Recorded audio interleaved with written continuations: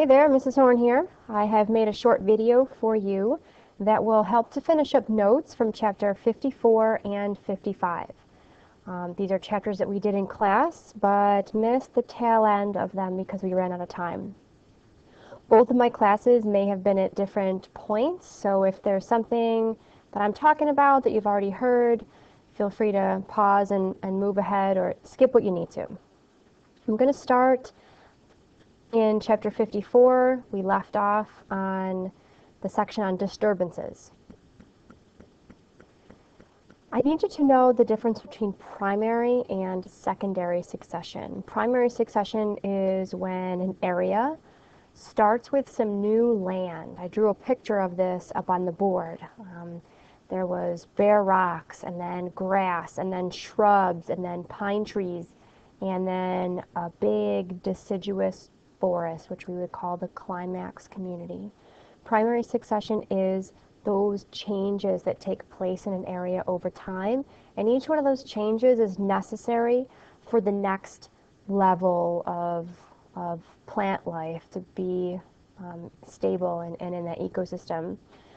We call it primary because it's succession that happens first, and that happens first when there's bare rock, there's nothing, maybe a new volcanic island. If something happens to that climax community, it's destroyed, maybe a fire, deforestation, pollution, or even some natural occurrences, hurricanes, tornadoes, mudslides, and that climax community is ruined, then secondary succession would kick into action. It's simply just succession that would start again, but it wouldn't go back to a bare rock because there's tons of soil there already. So this picture on the right is secondary succession starting after the forest had been damaged by fire. So about a year after the fire, you'd see some flowering bushes, maybe some berry bushes growing, and that area would regain stability and go back to the climax community that it once was. When we talked about biomes, we talked about which biome had the greatest diversity of life, of plants, animals, bacteria, fungus, and we all agreed that it was definitely the rainforest. Life is more diverse, and there's an abundance of life in areas where the temperature is consistently high and there's a lot of moisture available. There are three factors that affect the species richness at different areas on the globe. So how much light is there, how much water is there, and what is the average temperature? When all of these things are really high, that gives you the kinds of conditions where life would be very diverse. So if you think of the areas around the equator, those tropical rainforests, the tops of the trees get a ton of light, they have lots of rain, and the temperature is warm, but consistently warm. There's not a great range of temperature. It's warm every single day. So those are the conditions that promote a great diversity of life. On the last page of chapter 55, I need you to know what evapotranspiration is. If you know what evaporation is and you know what transpiration is, it's simply a sum of those two things. So it's how much water is being evaporated from the soil, how much water is being evaporated from the plants, and that's your evapotranspiration rate. The last section of this chapter, because the whole chapter is about communities and things that affect communities, we have to talk about pathogens because there are some disease-causing organisms that affect living things. And it doesn't have to be just animals. There are things that affect plants as well and are equally as harmful to their survival.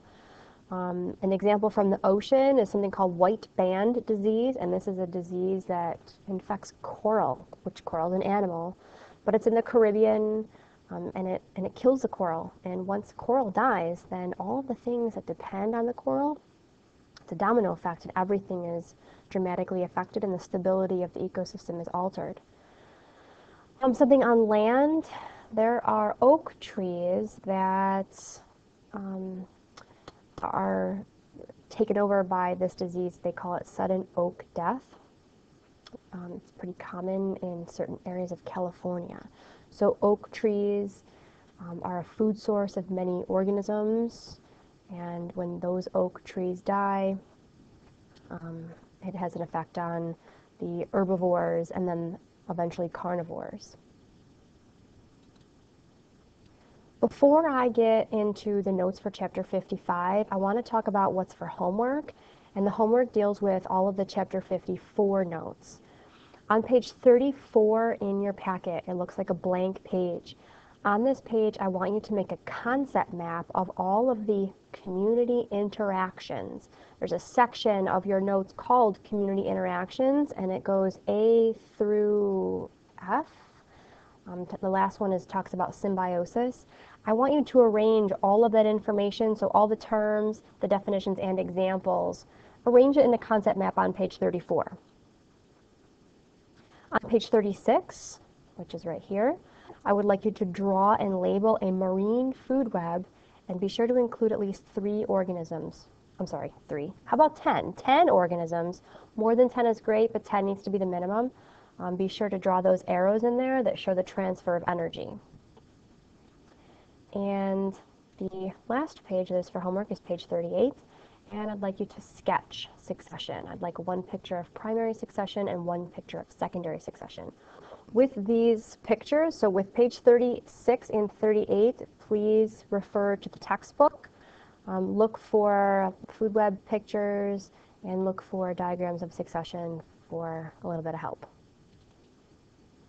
Okay, on to chapter 55, and we're going to finish this up. I think some of us already have these notes, and some of us do not. So if you have it, feel free to skip ahead. We talked about different cycles in class. Cycling of materials is a necessary and fundamental thing that has to happen to maintain stability. Water cycle, carbon cycle we've gone over. I think maybe we left off around nitrogen cycle. Nitrogen makes up proteins. Nitrogen is a limiting nutrient for plants. We know that plants need nitrogen to grow. However, if they have too much nitrogen, they'll overgrow. They'll reproduce like crazy. They'll grow a lot. Talked about an algal bloom the other day in class. And if nitrogen is dumped into the water, it promotes the growth of algae. Once you get a lot of algae, it grows in the top of the water. It's absorbing tons of light, making lots of oxygen, but no light is able to get below it. So all the photosynthetic organisms below that blanket of algae are going to miss out. There's also many types of bacteria that help in this nitrogen cycle.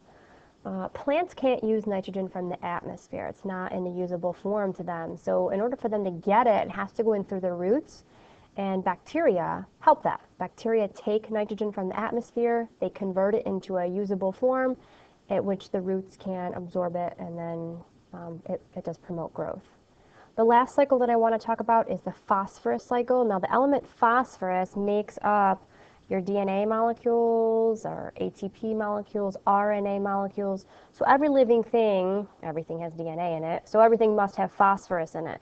We do find a lot of phosphorus in sedimentary rock, but we also know sedimentary rock is made up of a lot of dead organisms.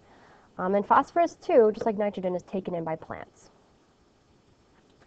And finishing up the last page of chapter 55 here, Hubbard Brook Forest. Here's a story about this forest, and they purposefully cut down a bunch of trees to investigate how it would affect nutrient cycling in that area. And they realized that not having any trees here, nutrients didn't cycle through that area, and it became a very nutrient deficient spot of the forest.